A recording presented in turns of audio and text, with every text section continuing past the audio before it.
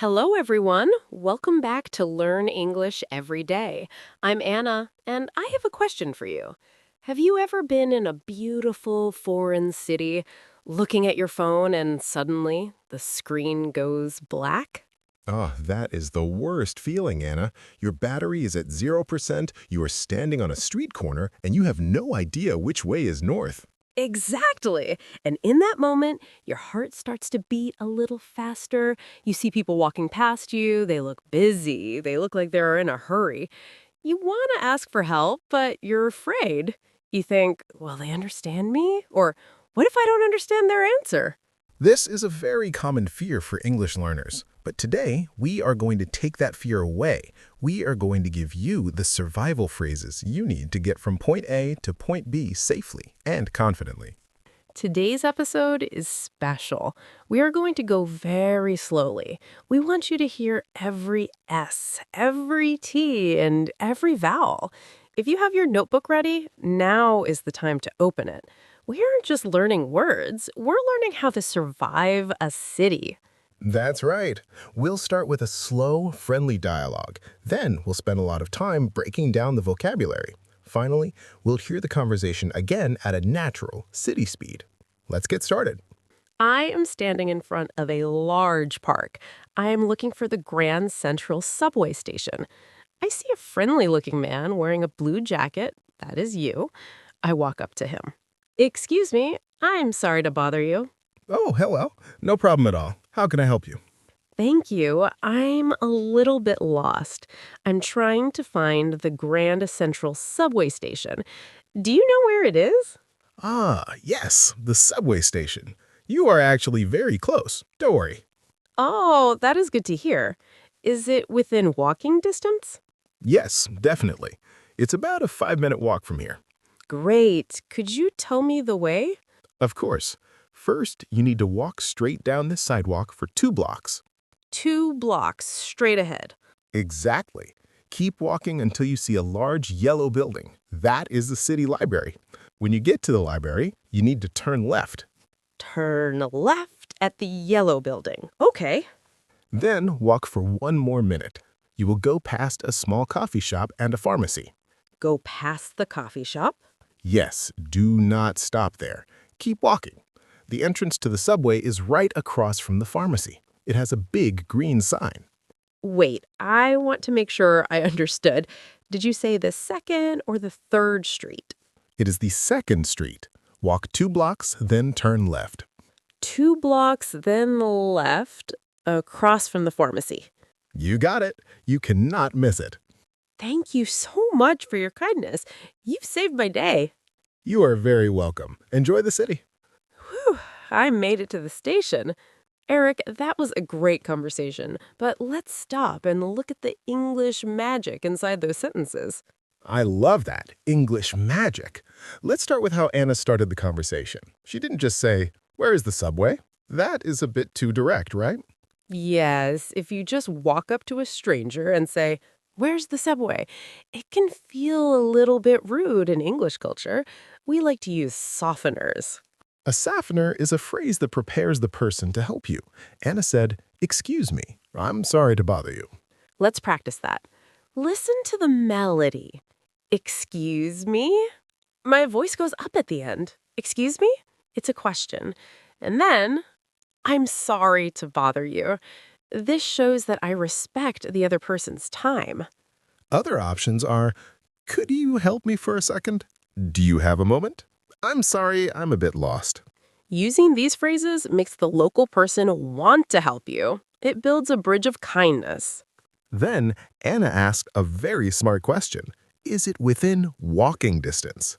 This is a vital phrase. Sometimes someone gives you directions, but the place is 5 miles away. You need to know if you can walk there or if you need a taxi. Walking distance means it's close enough to reach by foot, usually 5 to 10 minutes. If it's too far, the person might say, "No, it's too far to walk. You should take a bus."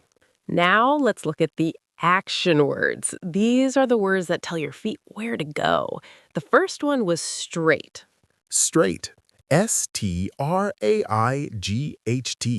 It's a difficult word to spell, but easy to say. It means do not turn. follow the line. I asked straight ahead. Adding ahead makes it very clear. It means in front of me. Then I said 2 blocks. Anna, can you explain what a block is? Of course. In a city, a block is a distance between one street and the next street. If I say walk 2 blocks, it means you cross one street, keep walking, and stop at the second street. Perfect.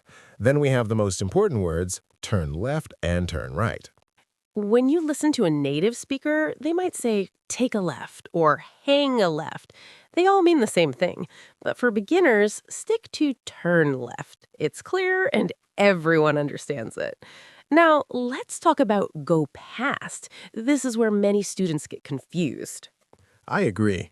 When Eric said go past the coffee shop, he means the coffee shop is a landmark. I see it. I walk in front of it and continue walking. I do not enter the shop. Think of it like a car driving past a house. The car doesn't stop, it just passes it. So if someone says go past the bank, keep your feet moving. This is my favorite one to teach. Across from. Imagine a street. On one side of the street is a pharmacy. On the other side of the street is the subway entrance. They are looking at each other. They are across from each other. Some people say opposite. That is also correct, especially in British English. The station is opposite the library. In American English, we usually say across from. And what happens if the person speaks too fast, or if you forget what they said after the first turn? This is where most learners fail. They just say, thank you, and walk away. But they are still lost. You must clarify. In our dialogue, Anna did this perfectly. She said, I want to make sure I understood. Did you say the second or the third street? This is a binary question. I gave Eric 2 choices, second or third. This makes it very easy for him to say, the second. You can also say, could you repeat that slowly, please? Or, so I turn left at the park, is that right? Or, could you point me in that direction? Never be ashamed to ask someone to repeat. People are usually happy to help someone who is trying to learn their language. When giving directions, people rarely use street names like 7th Avenue or Main Street because they're hard to see. Instead, we use landmarks. Yes. In our story, the landmarks were 1, the city library, the yellow building, 2, the park, 3, the coffee shop, 4, the pharmacy. When you are listening to directions, listen for the nouns. If you hear hospital, church, or gas station, those are your signs. If you see them, you know you are on the right path. Anna, let's talk about city culture. If you were in a place like New York or London, people are always in a rush. It's true. If you stop someone who is wearing headphones and walking very fast, they might not stop. Don't take it personally. Exactly. Look for someone who is standing still, sitting on a bench, working in a shop entrance, a police officer, or a bus driver. Also, a big tip, if you are really lost, go inside a hotel. The person at the front desk, the receptionist, is literally paid to give directions. They are the kindest people to ask. That is a great pro tip, Eric. Okay, Anna, let's do the conversation again. This time, no pauses. This is how it sounds in the real world. I'm ready. Excuse me, sorry to bother you, but I'm a bit lost. Trying to find Grand Central Station. Do you know where that is? Oh yeah, you're actually pretty close. It's maybe a 5-minute walk. Oh, great. Is it easy to get to? Totally. Just head straight down this way for 2 blocks. You'll see the big yellow library on the corner. Hang a left there. Left at the library. Got it. Then just keep going for a bit. You'll pass a coffee shop and a pharmacy. The subway entrance is right across from the pharmacy. Can't miss the big green sign. Sorry, just to be sure, did you say the 2nd or 3rd Street? 2nd Street. Awesome. Thanks so much for the help. No problem. Have a good one. Did you hear the difference? Eric didn't say it is a 5-minute walk. He said it's maybe a 5-minute walk. And instead of thank you, you said awesome and thanks so much. And you said have a good one.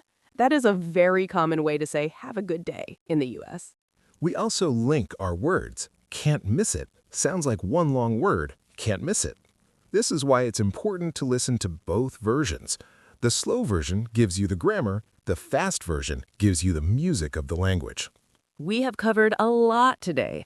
We talked about soft openings, walking distance, turning left or right, going past landmarks, and how to clarify. But you cannot learn just by watching. You have to practice. Here is your homework challenge. Imagine I'm standing in front of your house. I want to go to the nearest supermarket. In the comments below, give me directions. Use the words we learned today. Go straight, turn left or right. Go past, it is across from. We will read your comments and tell you if your directions are clear. If you found this video helpful, please give us a thumbs up. It really helps our channel grow so we can keep making these lessons for you every day. And if you haven't subscribed yet, click that red button. We have new podcast-style lessons every week. Thank you for spending your time with us.